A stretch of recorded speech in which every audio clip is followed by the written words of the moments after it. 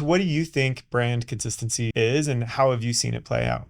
For me, I would say it has to be having the same kind of voice and tone across all the different platforms, the product, and you look at the pictures, the trust that they've built kind of like goes away.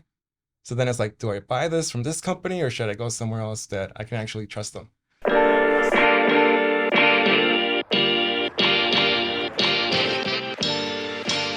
If you are a small business owner and you're trying to keep your brand looking great across all of the different platforms that are out there, this episode is for you. I will be talking with Jonathan Vergara. He is an amazing principal designer on our team here at Underbelly, and we're going to be getting into just all of the different ways that you can keep your brand consistent and what it means for your business. So let's dive in.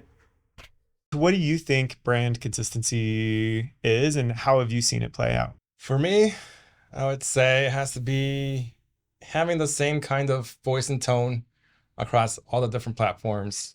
So you don't talk to a person a specific way within like one platform, or when you're in person, you're treating the person differently. So it's being able to get everyone that's on the team on the same page, which is the reason why Zappos is like such a big company, or Warby Parker, because they have like a set guideline of like how do we treat our customers and how do we talk to them, even customer support or just in the marketing language. So when you're talking about branding, you're talking about more than just like a brand identity guide. You're talking about how the world interacts with you. Yes, bigger you get, the further you'll actually be from like being able to be in charge of like taking the messaging, or like really being the person that leads and guides how you want the company to be perceived, because you got to focus on bigger things.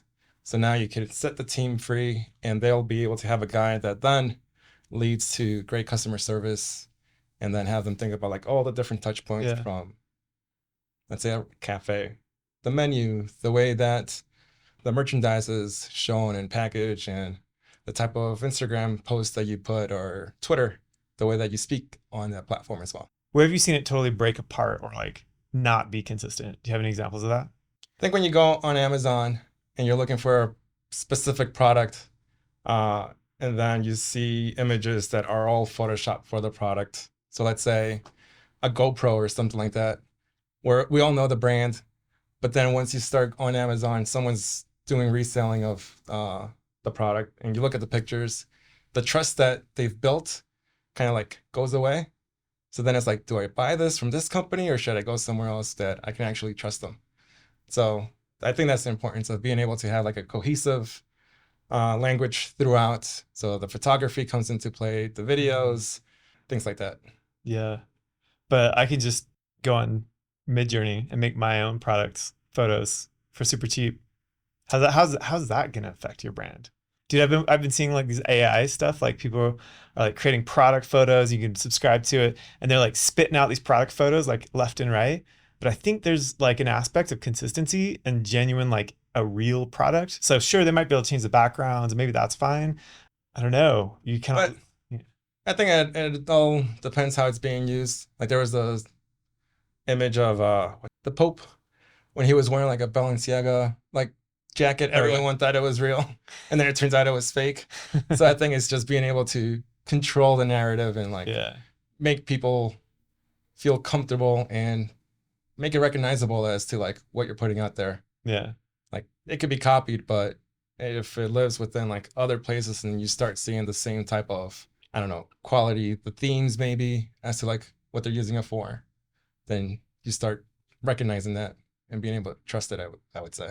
Remember back in the day when there was like everybody had like Microsoft Word templates and they were doing brochures and everything through Microsoft Word. Like Canva is like that, but for the web. And so like people are creating everything under the sun on their Canva. And I even saw like this new AI ad creation tool, and they're advertising themselves as, what if Canva and AI had a baby and it had a marketing degree? And I was like, huh.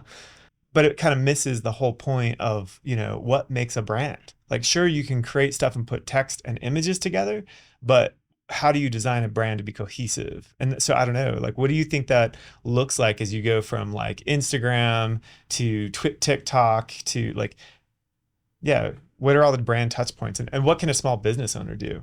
feel like those tools are great to get people started, because we've tried using ChatGPT just to see like how far we can take it. And even then, I feel like as the more you use it, the more similar things become. So being able to understand what makes things stand out from the rest, then that's going to give you the ability to stand out from other companies that might be doing something similar. Yeah. And we're not saying necessarily hire us, but if you're able to really understand how things work, then you're able to tweak what you have in order to make it more special and unique, as opposed to everything that's being put out there. Yeah.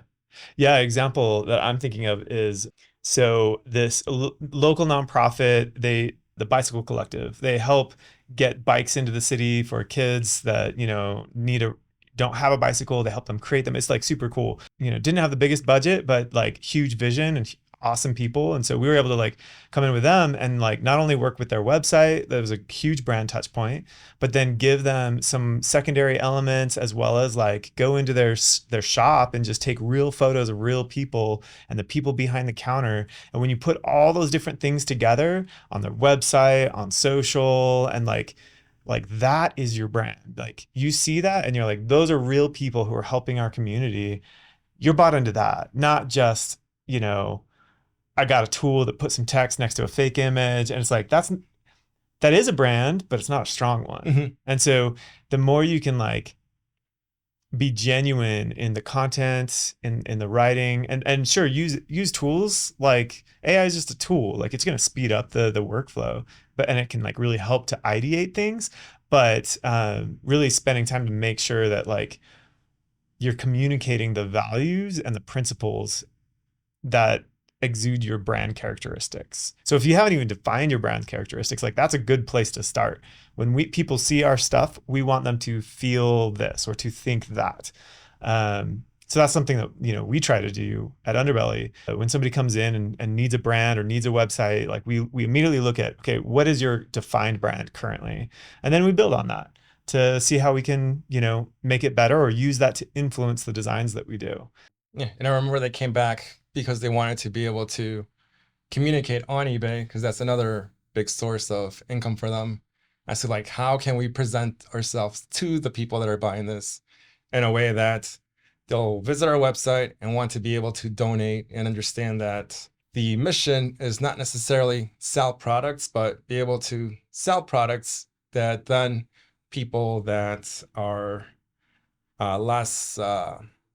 with less means be able to afford a nice bike for themselves. Yeah. Another piece, photography is important. Yep. Represents you visually, captures the people's attention. Nowadays, it's all about video. So be able to create video content to really capture the people's attention, to take them to your site and teach them who they are. Copy. What would you say about copy? Oh man, copy's a good one.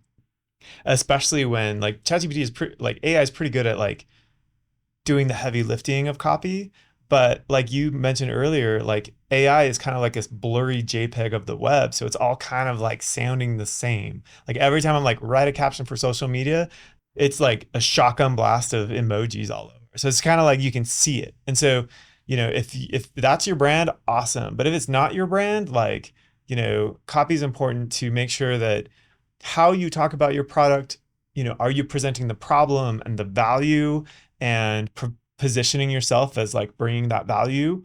Or are you just saying quirky, funny things? Like, so making sure that your team is able to be consistent with that, like is a really important thing. And the energy you bring too, because like video sells. And if you're not doing video, you should. The energy that like you bring is not only like how the copy is written, but how you're delivering it, how you're delivering your message in every way. So yeah, man, there's so much to it. So I would say the key takeaway for copy is, be consistent in your delivery and make sure that your team is empowered to be consistent in that delivery as well. All right. Thank you guys for tuning into Current. If you want the show notes, just go to current.underbelly.is and you can grab them there. And there'll be a couple extra tips and tricks on like how to incorporate and help your teams stay consistent with your brand. Tune in next time. Have a good one.